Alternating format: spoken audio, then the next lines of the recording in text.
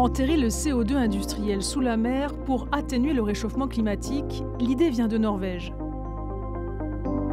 Premier pourvoyeur de gaz en Europe, le pays promet d'exonérer l'industrie lourde mondiale de ses émissions polluantes. Écologique ou écocide, l'ambitieux projet fascine autant qu'il divise.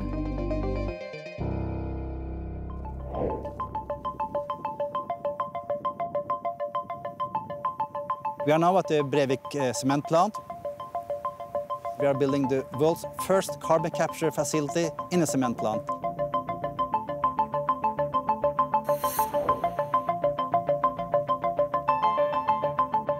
Cement is the glue in concrete, and concrete is the most produced product in the world. So we need concrete to build our society. Cement industry is called hard to abate sector because when we are producing cement, we are using energy to heat up the limestone, the raw material for our production. We can cut some emissions by using alternative fuels, alternative raw materials, but at the end, we still have emissions from our chimneys. So we need to capture the CO2 in that flue gas. This is called CCS, carbon capture and storage. So we have emissions on approximately 800,000 tons of CO2. We're going to capture half of that, 400,000 tons of CO2 every year. 400,000 tons of CO2 equals around the emissions from 200,000 fossil cars. So it's quite a lot of CO2. We produce the cement as before and divert the flue gas into this carbon capture system. In this tower, the CO2 gas is absorbed by a liquid amine, and then the CO2 is released from this liquid. The CO2 is then compressed and cooled down so it's liquid. We need a lot of energy for this. If we're going to capture more than 50%, we would need a lot more energy. We would need an energy plant next to us, and we don't have that. This plant we are constructing here is around 450 million euros, so it's quite a lot of money. There is a cost of installing carbon capture in the industry, but the alternative is worse. We need to capture the CO2 to reduce the emissions. And I also think it's possible to see that the cost will be lower in the future when we learn from projects like this. So this is a financial good development, in my opinion.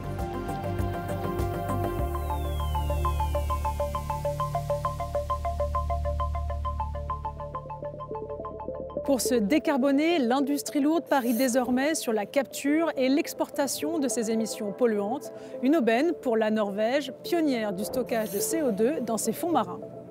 Le pays propose au monde entier un service payant de cimetière subaquatique de dioxyde de carbone. Le gaz sera capturé grâce à un solvant directement dans les cheminées des industries. Une fois refroidi à l'état liquide, il est 600 fois plus compact. Il est alors prêt à être acheminé par bateau vers un port de stockage à l'ouest de la Norvège. De là, le CO2 est expédié via un conduit sous-marin à 100 km de la côte. Il finit alors sa course, injecté à 2600 mètres de profondeur, sous la croûte terrestre, sa destination finale. Ce grand projet, appelé Northern Lights, est financé à 80% par Oslo. Les 20% restants viennent de 3 pétroliers, le norvégien Equinor, l'anglo-néerlandais Shell et le français Total Énergies. Enterrer du CO2 dans les entrailles de la Terre, la pratique n'est pas nouvelle. Les industries pétrolières le font depuis le début des années 50. En effet, elles injectent dans le sous-sol du CO2 pour fluidifier les gisements, augmenter la pression et ainsi doubler le taux de récupération du pétrole. À l'ère de la crise climatique, cette technologie revient sur le devant de la scène. Northern Lights promet un repos éternel en pleine mer pour 1,5 million de tonnes de CO2 par an, 5 millions dès 2026.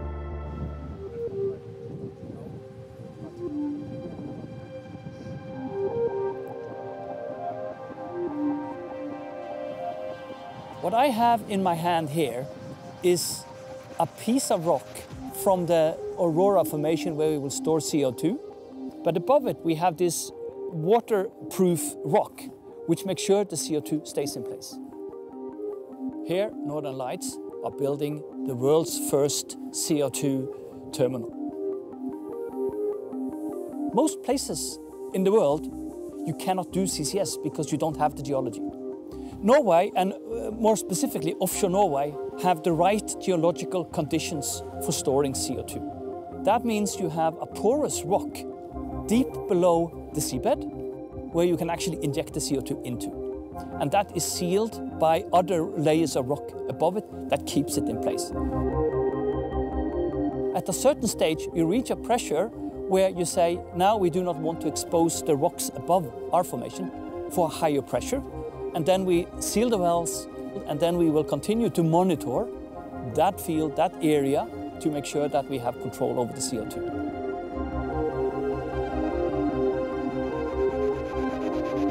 You need the geology, but you also need expertise to drill the wells and put in all the infrastructure around it, which is typically being developed by the oil and gas industry.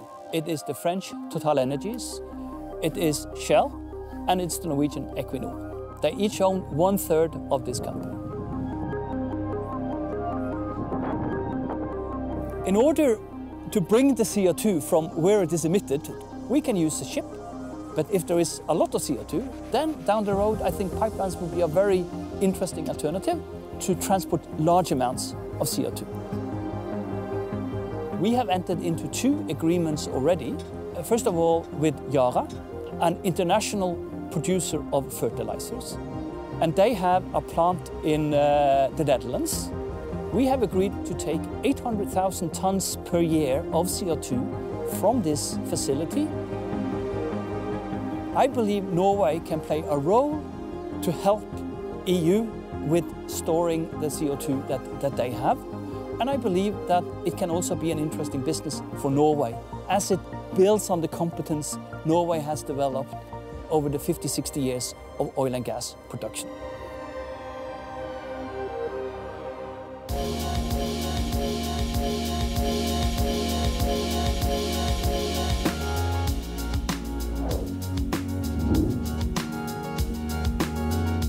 By agreeing to store carbon from other countries across the EU, Norway is in fact encouraging European countries and the European Union to continue to rely on oil and gas for the future.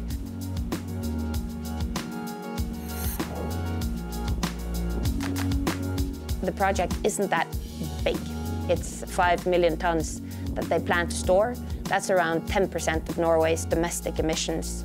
So also trying to brand this as like, this will save the world, is a bit too much, to be honest. In the past, there has been several different carbon capture and storage projects from across the world. Some projects have successfully stored carbon, but some have also ended up leaking carbon. And I think often, especially for policymakers and politicians, they just ignore those risks because it's easier to just think that the technology will save us.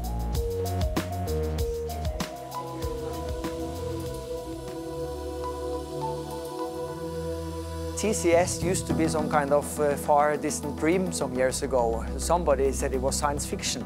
In Norway, we have been developing this technology now for the last 30 years.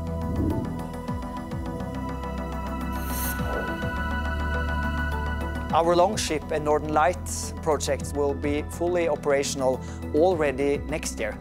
And then next phase is coming up by 2030, which will increase the annual capacity to 40 million tons of CO2. I believe with the ambitions we have, Norway will become #1 in carbon capture and storage. En janvier, la Norvège et la France signaient à Paris un accord bilatéral pour notamment investir plus sur le piégeage, le transport et le stockage de CO2. Le GIEC alertait d'ailleurs dans son dernier rapport sur la nécessité de cette technique, en plus de l'urgence des énergies renouvelables. The Longship and the Northern Lights has been supported by the Norwegian government, at least 2 billion euros. So it's quite a lot of money, but it will be more expensive if we can't combat climate changes. Norway is very happy that COP28, the climate summit in Dubai, agreed first time ever to transition away from petroleum and fossil fuels. and as the largest producer of gas in Europe, that means that we will go through a massive transformation over the next years. And that's why we are investing heavily now in carbon capture and storage, offshore wind, hydrogen, batteries, all kind of new technologies that will pave the way for renewable solutions. Honestly, when we will ask our kids and our grandchildren in the next 10 or 15 or 50 or maybe 100 years, and they ask us, how did you solve the climate crisis? How did you combat the climate crisis? I don't think they will be so concerned about what kind of technologies we chose. I think they will be more focused on that we actually met the expectations. The fact that Total, Equinor and Shell are the ones that are financing this project also just gives to show that they are using it as a way of prolonging the industry instead of actually looking into real solutions, which we know what is, and that is to phase out the use and the production of oil and gas. Many have this image of Norway as a very green and climate-friendly country. And the truth is basically the entire Norwegian climate policy is pretty much based on hypocrisy, because it is based on us continuing being a big oil and gas supplier to the world. Recently, the Norwegian government launched a new licensing round for oil and gas in the Arctic. So this all gives to show that Norway is using carbon capture and storage, blue hydrogen, all these technology fixes as just a way of greenwashing our policies.